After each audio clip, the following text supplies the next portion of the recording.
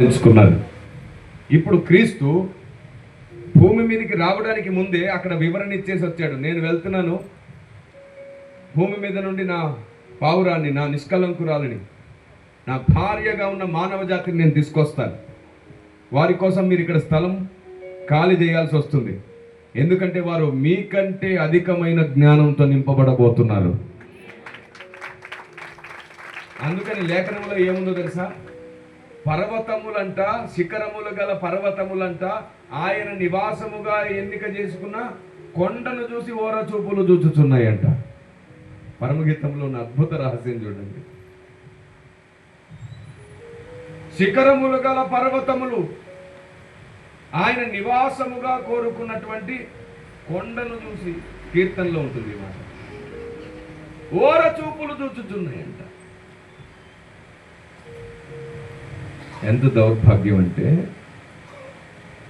ఈరోజు దేవుడు మన కోసం ఇంత గొప్ప సాహసం చేసి తండ్రిని కూర్చున్న జ్ఞానం బోధించాలంటే మనం జ్ఞానం నేర్చుకోవట్లే. అప్పులు, కోరికలు, స్థలాలు, పొలాలు, పెళ్ళిళ్ళు, గర్భఫలాల కోసం ఏడుస్తున్నాం. దేవుడు అంటాడు, అవన్నీ నేను ఇస్తాను, మొదట నా నీతిని రాజ్యాన్ని వెతకండి, మీకు అన్నీ ఇస్తానంటాడు. మీరు చెప్పండి, కృపాక్షేమములు నా వెంట వచ్చునన్నాడా భక్తుడు? మనం వాటి వెంట పరిగెడుతున్నాం. వద్దు, ఆలోచన మార్చుకోండి.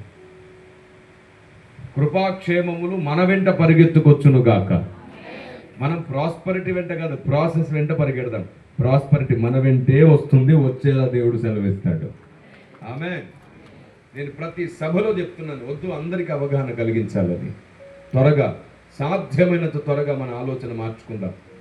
దేవుణ్ణి లాభాల కోసం మొక్కడం మానేయండి.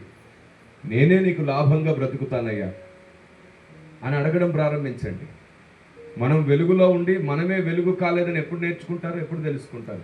అందరం వెలుగులోనే ఉన్నాం, వెలుగై ఉన్న వానిలో ఉన్నాం, కానీ మనమే వెలుగు కావట్ల. కారణం, ఆయనలో ఉన్న వెలుగు మనలోనికి రావడానికి వాక్యము వెల్లడైతేనే వెలుగు కలుగుతుంది.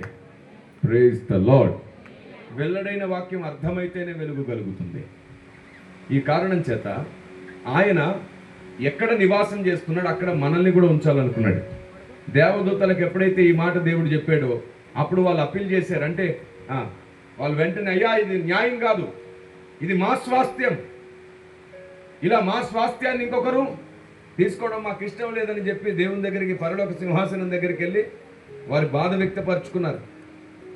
అక్కడ పలికిన మాటలు కూడా బైబిల్లో ఏమని రాయబడ్డాయి తెలుసా? బలాత్కారముగా భూలోకవాసులంట బలాత్కారముగా పరలోకం పట్టబడుచున్నదంట.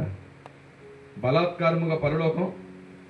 మీరు ఆలోచించండి, ఆయన యజమాని పరలోకానికి.